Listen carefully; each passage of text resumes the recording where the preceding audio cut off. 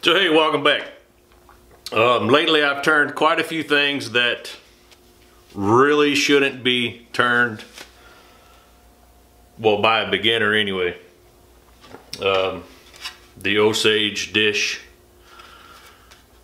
22 inches of kill your fingers and break your hand type activity. Of course, the rotted walnut wart. And to stay within the realm, I have a wart that's much bigger.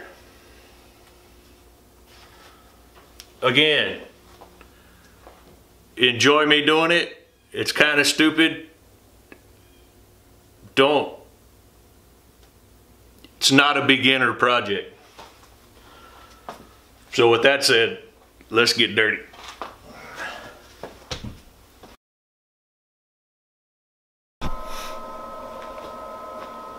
Hey, welcome back. Got another wart yesterday while I was out digging up some more walnut.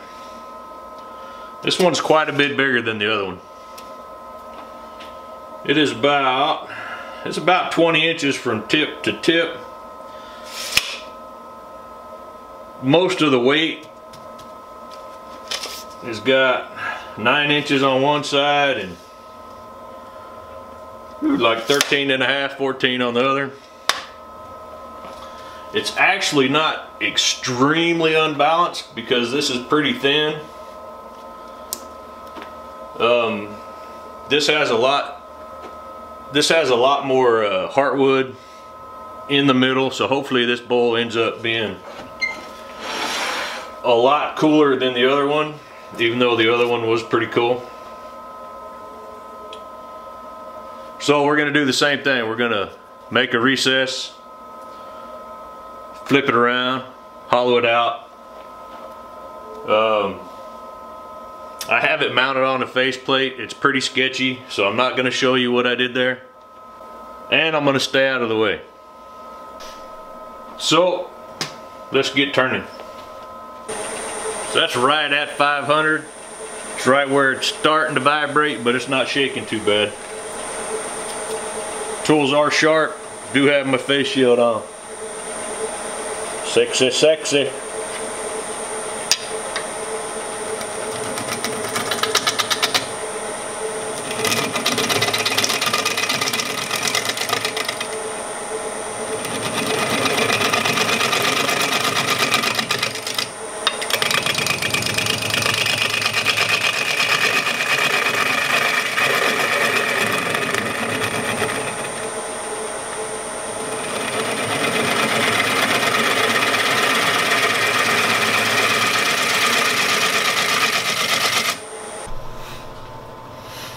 So Dan Scott asked me about my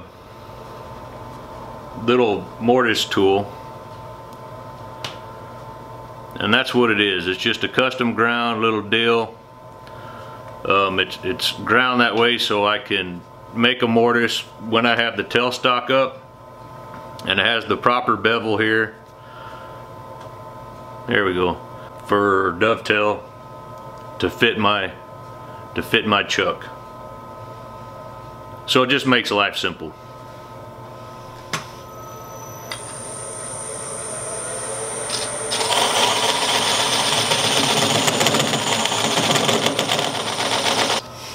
And like I said, so now it has the proper angle to fit my chuck. So I think that'll work. Looks like it needs a little bit off there to make it sit flat. Be very careful when you have wings out, because even though you can't really see it, it's coming out past, or my tool rest, I mean it's coming past your tool rest, so just be careful.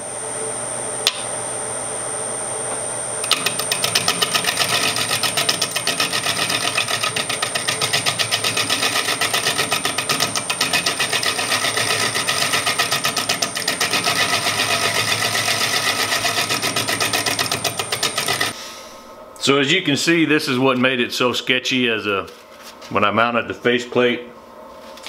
Faceplate was right around in here. You can see a couple of the holes. So, yeah. Wasn't gonna show that. Dan also asked me, how tight do you need to tighten up your chuck in your recess? You want it as tight as you can get it without blowing it apart. So, you know, it kind of depends on what it is you're doing. It's more of a feel. You don't want it to come off, but you don't want it to, you know, be splitting your wood apart either. So that's kind of I hate to say it's a trial and error, but it really is kind of a trial and error.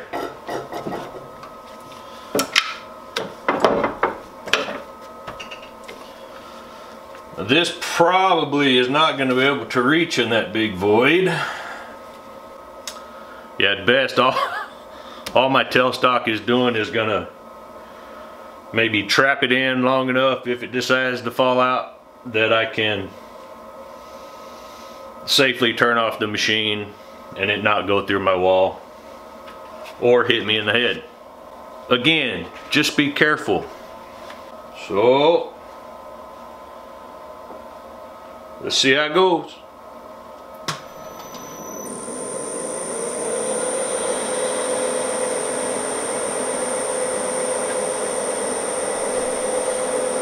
Now I'm going to stay away from the wing this time.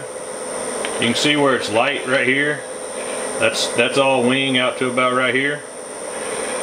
See where it gets dark? That's where I'm going to start turning or hollowing. And then the rest of this I'll just sand by hand. I don't want to take the chances that I did last time with having all the bark fly off. I mean, it's all bark, so chances are some of it's gonna fly off, but you know.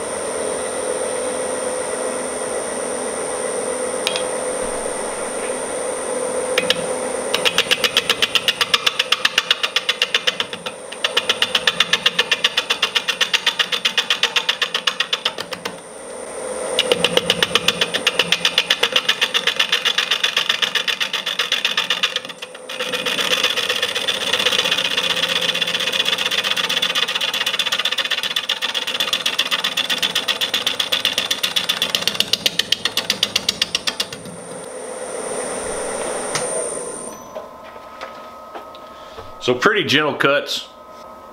Also was asked about speed and how fast, you know, to turn.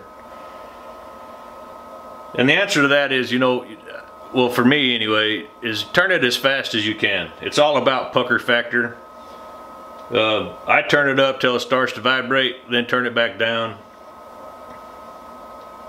Or turn it up a little more. I want the machine not to wiggle, but I want the wood to be spinning as fast as I can get it to spin. This figure in here is going to be great. If you heard the that's just it skipping over these gaps here.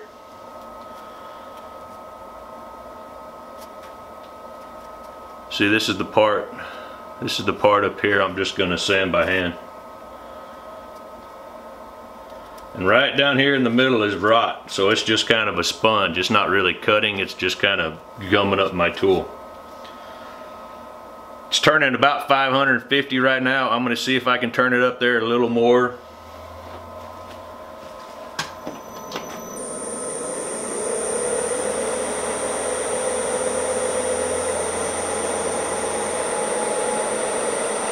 Oh, I was turning at 480.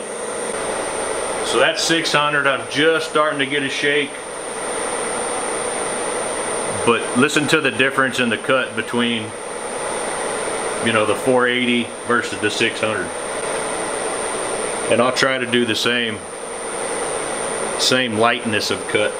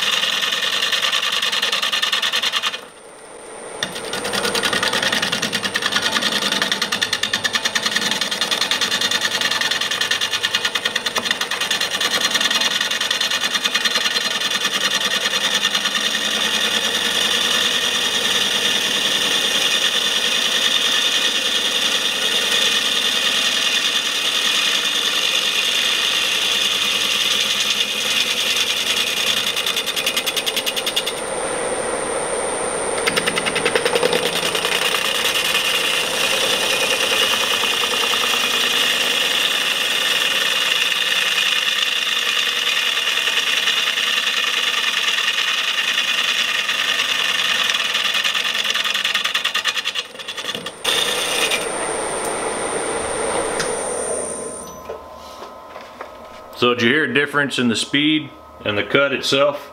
Oh man, that looks like a heart. Or a Batman.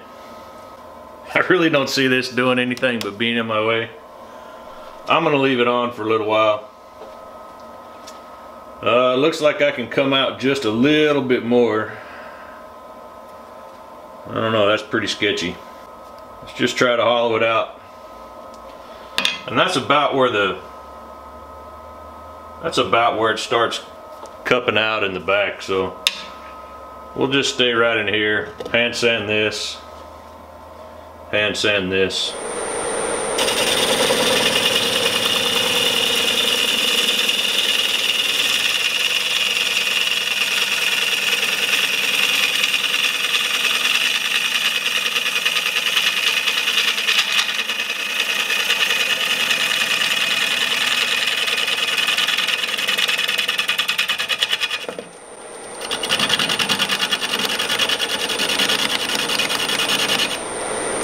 Now you hear that little old chunky. That's from that big void in the middle, remember? I'll make this pass and then we'll look again.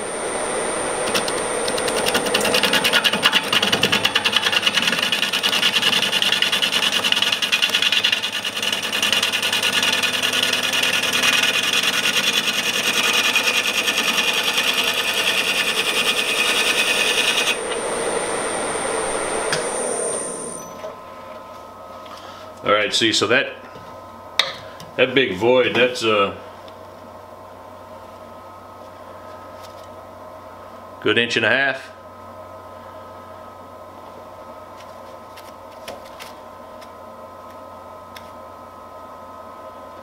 Still looks like Batman. Angel with wings.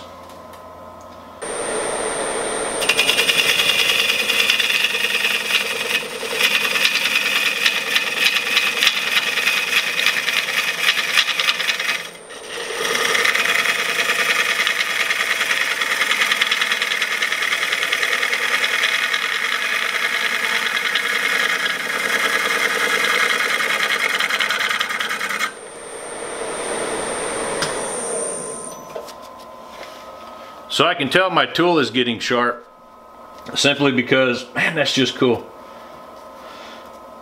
Because I'm having to push in a lot more than I should, or I think I should. So I can tell the tool's getting dull. You really shouldn't be applying pressure inward, like pushing towards the wood. You do need to guide it, you do need to hold it firm, but you're just guiding the tool. You're not gouging. We're not trying to use a chisel and a hammer. We just want it to float across, taking off the shavings. Looks like there's some bird's eye in here. So I know I need to sharpen up the tool, so I'm not putting extra pressure on. I have a video on that if you want to go check it out. Alright, back. Got a nice little edge on there. She should be good to go. With any luck, you'll see the difference in shavings coming out.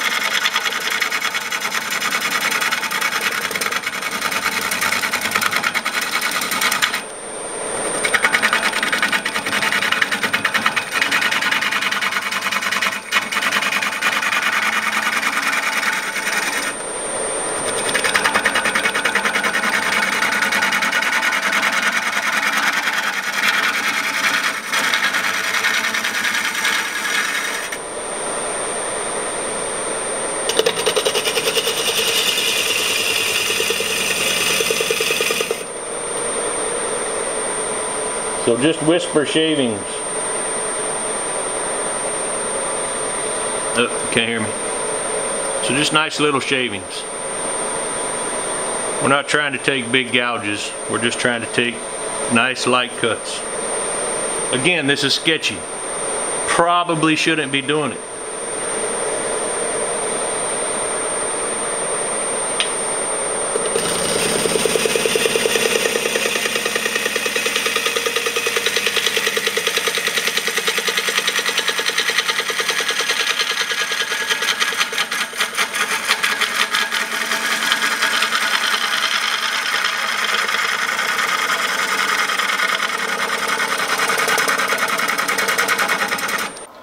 Kind of losing the Batman feel, but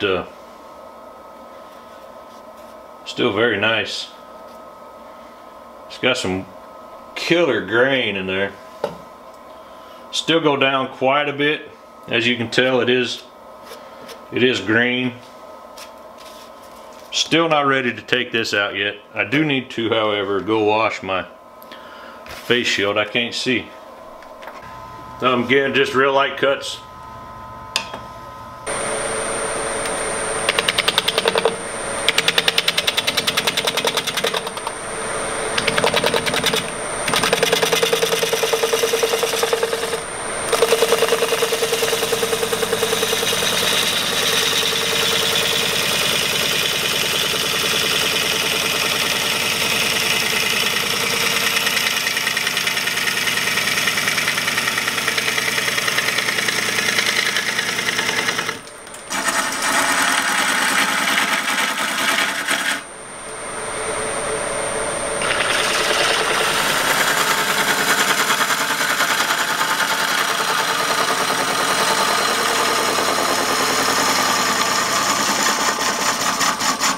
It looks like I'm almost past this rot, which would be great, and that the figure in that is just awesome. Yeah, can't go much past the bowl I'm already at now. I can go down. I can go down some more. Make it a little steeper. And then bring that down. This is preferring to have a push cut on it than a pull cut, just due to the difference in the, well, everything that's there. But I can't get a push cut all the way through because of the tailstock.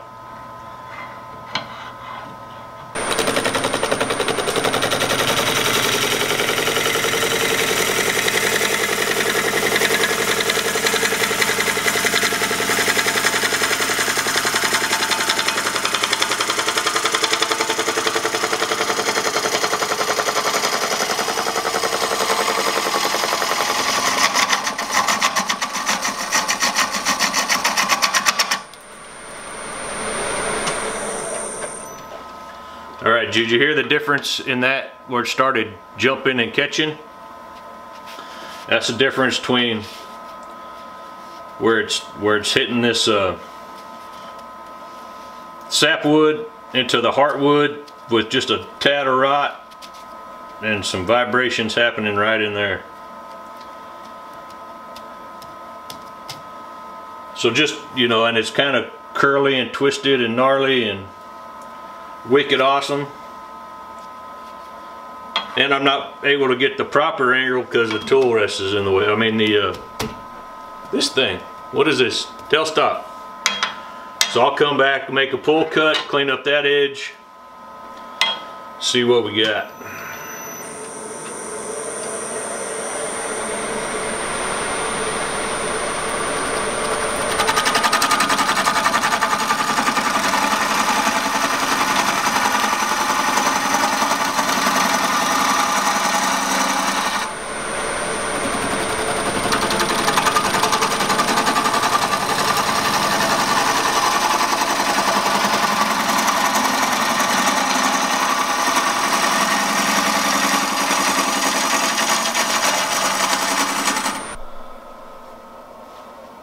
Kind of the moment of truth here. I've moved the tailstock out of the way. I haven't turned it on yet. It's pretty close. I mean, it's thinner right here. It's probably an inch. It's probably 3/4 of an inch. Kind of goes down to about an inch. And the bottom is probably about an inch. Little thicker there, much thicker here. And then this has a pretty good taper to it. I'm gonna clean up the bottom. I'm gonna get the surface as nice as I can now. This will be one I'm gonna stick in a bag and hide from myself. So like I said, that just popped right out of there. It's pretty though. Yep, so let's see if we can get that out without hurting ourselves or my wall. And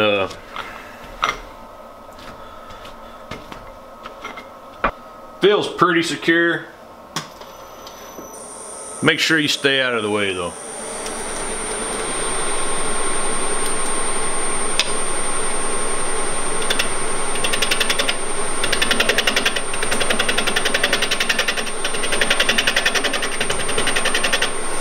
This is also the time where you take super light cuts.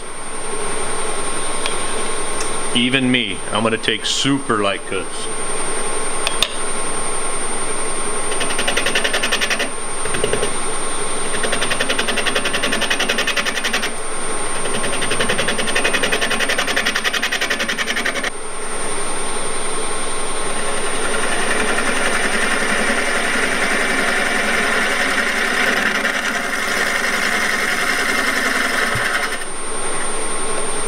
See, I could feel it start grabbing there a little bit. I don't know if you could see it or hear it, but I could feel it start grabbing and trying to pull it in. That's when you have to make sure you're quick enough to back out of it and not let it go in. If you let it go in, you're gonna get a catch.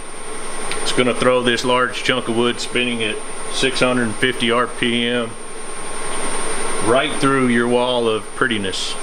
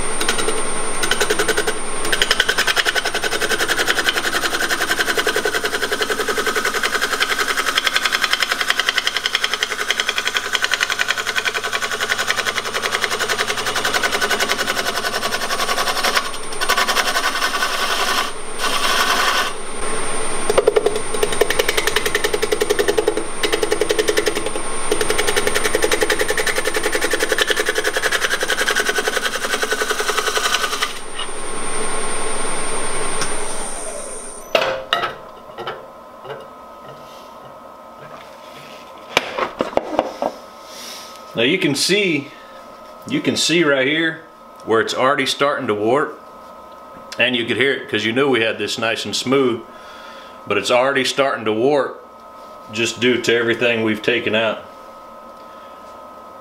That's just awesome though. Looks a little different on camera than it does in reality. So you can see where the moisture's blowing out of it. It's got a really nice, it's got beautiful grain. This one I'm definitely going to stick in a bag and hide for a little while. So this will be part one. Part two will probably be midsummer, early fall. Which is a shame because that's awesome. I want to see that done. But we got to put it in a bag. I don't know that I have a bag big enough. So this would be a good time to go check out, or tell you to go check out Dan Scott's channel. He does a lot of recycle builds. Just getting into turning.